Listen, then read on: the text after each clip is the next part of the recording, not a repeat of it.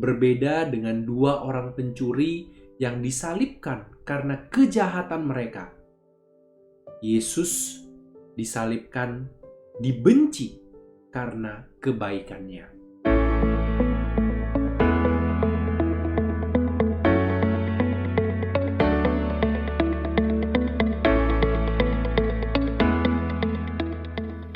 Shalom, selamat bergabung kembali di channel YouTube Jejak Kudus bersama dengan saya Wis. Tidak terasa sebentar lagi kita akan segera memasuki masa Prapaskah yang akan diawali dengan perayaan Hari Rabu Abu pada tanggal 17 Februari minggu depan.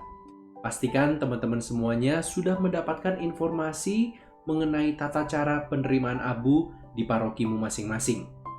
Nah, di dalam video kali ini dan juga beberapa video ke depan selama masa Prapaskah ini, aku ingin mengajak teman-teman semua untuk merenungkan beberapa teka-teki kehidupan dan bagaimana kamu bisa menemukan jawabannya di atas kayu salib Kristus.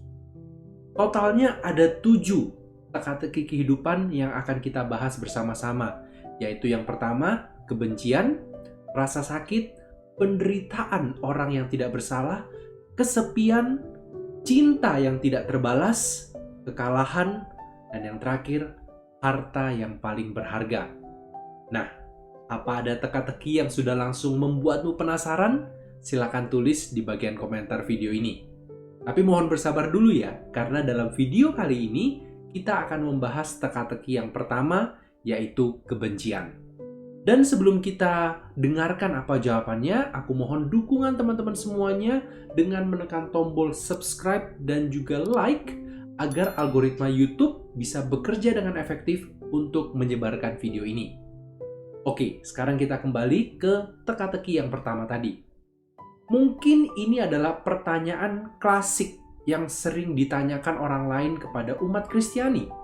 Atau bisa juga ini adalah pertanyaan yang pernah kamu tanyakan. Jika Allah itu adalah kasih, mengapa masih ada penderitaan? Mengapa masih ada kebencian di dunia yang Allah ciptakan ini? Dan jawaban yang sering kali kita dengar adalah karena adanya dosa asal. Karena tidak ada manusia yang bersih dan bebas dari dosa, maka penderitaan dan kebencian ini sejatinya adalah hasil atau konsekuensi dari dosa manusia. Akan tetapi, Venerable Fulton Sheen mengajak kita untuk mencari jawaban yang lain di Bukit Kalvari. Dengan memandang salib Yesus, kita bisa melihat bahwa kebencian itu sebenarnya lahir dari orang-orang yang menolak kebaikan. Mengapa? Karena kebaikan itu memberi tuntutan yang besar, tuntutan yang tidak bisa mereka penuhi. Contohnya, secara umum bagaimana kamu bisa menggambarkan atau mendeskripsikan orang yang baik? Orang yang baik itu sabar, suka menolong orang lain, mau berbagi, rela berkorban, dan lain sebagainya. Dan jika kamu perhatikan setiap karakteristik tadi, sabar, rela berkorban, dan lain sebagainya, semuanya menandakan ada sesuatu yang harus dikorbankan, yaitu ego kita. Ya, jadi menjadi orang yang baik itu sejatinya bukanlah tentang siapa diriku, tetapi tentang kamu, tentang orang lain di sekitarmu. Inilah tuntutan dari kebaikan. Dan sayangnya, tidak semua orang mau atau sanggup untuk menerima tuntutan ini. Jadi jika kita bisa mengambil sebuah kesimpulan, semakin baik suatu hal, maka semakin besar pula lah tuntutan yang dimintanya. Misalnya, jika kamu ingin menjadi orang yang paling sabar di dunia, berarti kamu pun harus siap untuk bisa mendengarkan lebih lama, untuk bisa menahan emosi lebih lama. Dan kamu pasti bisa menebak, semakin besar tuntutannya, hal itu pun bisa menjadi semakin dibenci. Oleh sebab itulah di atas kayu salib, kamu bisa melihat Yesus yang adalah sang kebaikan itu sendiri.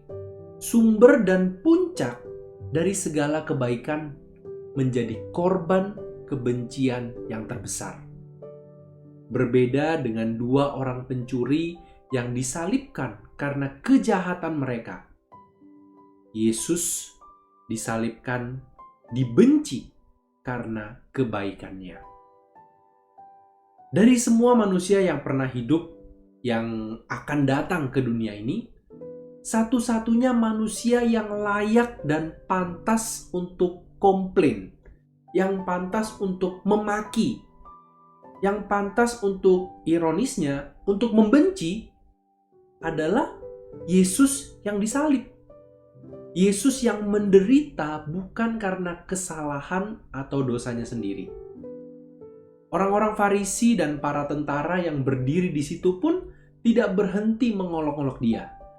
Seolah-olah mereka ini sedang memancing balasan Yesus atas olokan-olokan mereka. Namun dengan sedikit energi yang tersisa, Yesus memberikan jawaban atas teka-teki kebencian ini. Di dalam Injil Lukas bab 23 ayat 34 dikatakan, "Ya Bapa, ampunilah mereka, sebab mereka tidak tahu apa yang mereka perbuat." Kata-kata Yesus ini mengajarkan kepada kita semua mengapa kita harus mengampuni. Pertama, karena Allah telah lebih dulu mengampuni dosa dan kesalahan kita, yang bisa jadi lebih besar daripada kesalahan yang telah orang lain lakukan terhadap kita. Allah seakan berkata, "Ampunilah mereka, sebab kamu tidak tahu apa saja dosa-dosamu yang telah kuampuni." Alasan yang kedua, pengampunan itu akan memutus rantai kebencian, yang jika diteruskan akan menjadi semakin panjang dan semakin menyebar. Ibaratnya jika kita semua sedang berdiri dalam satu barisan yang panjang dan orang yang pertama menampar pipi kanan orang yang ada di depannya. Lalu orang yang kedua ini melampiaskan amarahnya dengan menampar pipi kanan orang yang ketiga, dan begitulah seterusnya kepada orang selanjutnya. Bagaimana cara kita menghentikan laju amarah ini? Kamu bisa saja menghindar, keluar dari barisan, menyelamatkan dirimu sendiri. Akan tetapi bagaimana dengan orang yang ada di depanmu? Rantai kebencian ini masih akan terus berlanjut. Oleh karena itu, satu-satunya cara untuk menghentikan, memutuskan rantai kebencian bukan dengan keluar dari barisan, tetapi dengan berputar ke belakang, menghadapi mereka, dan memberikan pipi kirimu. Dengan memberikan pipi kirimu, kamu seakan-akan berkata, "Jika aku membenci kamu, aku hanya akan menambah jumlah kebencian yang ada di dunia ini. Oleh karena itu, aku menolak untuk melakukannya. Dan sebaliknya, aku akan menghentikan kebencian itu di sini. Aku akan menghapus kebencianmu dengan mengasihimu." Inilah tuntutan yang diminta dari kita semua sebagai pengikut Kristus. Bagaimana kamu bisa menjawab teka-teki kebencian ini dengan kasih? Karena Yesus akan bertanya kepadamu, "Apalah upahmu jika kamu mengasihi mereka yang telah mengasihi kamu? Kasihilah musuhmu, tebarlah benih kasih di tempat-tempat yang penuh dengan kebencian." Amin. Nah, bagaimana dengan jawaban dari teka-teki kebencian yang pertama ini? Apakah kamu sudah tahu apa yang harus kamu lakukan dengan orang yang membencimu? Tulis pendapat atau sharing pengalamanmu tentang kebencian di bagian komentar di video ini. Jika video seri teka-teki kehidupan ini bermanfaat untukmu, aku mohon dukungan teman-teman semuanya untuk membagikan link video ini kepada orang-orang yang kamu kasihi, dan juga terutama kepada orang-orang yang membencimu. Dan jika kamu belum subscribe ke channel YouTube ini, jangan lupa untuk segera tekan tombol subscribe dan juga ikon loncengnya agar kamu bisa mendapatkan notifikasi untuk video-video berikutnya. Seperti biasa, di dalam tahun Santo Yosef ini, di setiap akhir video aku akan mengajak teman-teman semuanya untuk berdoa bersama kepada pelindung kita, Santo Yosef. Dalam nama Bapa dan Putra dan Roh Kudus. Amin. O Santo Yosef terkasih, sahabat dan pelindung kami semua, penjaga Yesus dan semua yang memohon pertolongan-Mu. Engkau mulia karena menerima dari Allah rahmat yang dimohon umat manusia melalui perantaraanmu. Sudilah kiranya meneruskan doaku ini.